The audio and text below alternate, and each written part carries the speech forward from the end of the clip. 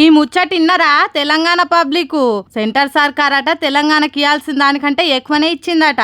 ఈ మాట అన్నది ఎవలో కాదు, స్వయాన మన దేశ పైసల మంత్రి నిర్మల సీతారామన్ మేడము పార్లమెంట్లో అడిగిన ఓ ప్రశ్నకు బదులు చెప్పుకుంటా తెలంగాణకు మేము ఎంతో చేసినాం, అయినా ఆ రాష్ట్రం బాగుపడలేదు అని ఎక్కిరిచ్చినట్టు మాట్లాడింది. రాష్ట్రం ఏర్పడ్డప్పుడు ఎవరికి ఎంత ఇయ్యాలి అని రాసుకున్న విభజన హామీలు ఉంటాయి కదా, అగో అవన్నీ నెరవేర్చిండ్రట.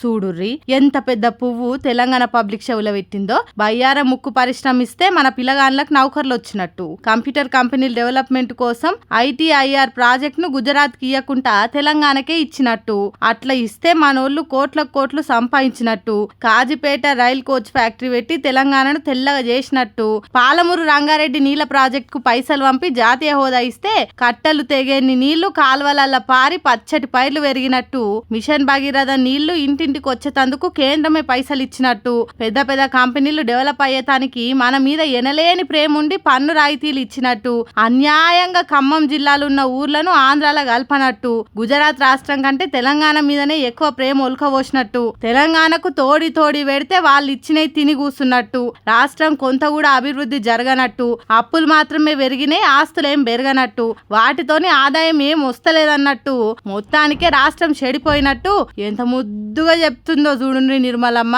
అని కారు గుర్తు పాటోళ్ళు అంటుంటే, అంతెందుకు మొన్నటికి మొన్న బడ్జెట్ లా హైదరాబాద్ మెట్రో ప్రాజెక్ట్ కు ఆటన కూడా ఇయ్యలేదు కానీ తెలంగాణకు చాలా చేసినామని చెప్పుడు ఇప్పుడు ఏం అడిగినా ఇయ్యకుంటుండే దానికి తప్ప మరొకటి కాదని కాంగ్రెస్ పార్టీలు అంటున్నారు. రాష్ట్రం నుంచి పోయే పన్నుల పైసలు రూపాయి తీసుకొని 60 పైసలు ఇస్తున్నారు. అసొంటిది మేమే ఇచ్చినాం అయినా మీరు బాగుపడతలేరని ఇంకెన్ని రోజులు అంటారు. బయట ఇంకేన్నో అంటే ఏమో గాని నిండు పార్లమెంట్ లా అట్లెట్లా అబద్ధాలు చెప్తారు మేడం అని తిడుతున్నారు తెలంగాణ పబ్లిక్ ఈ ముచ్చట ఎరికైనాక.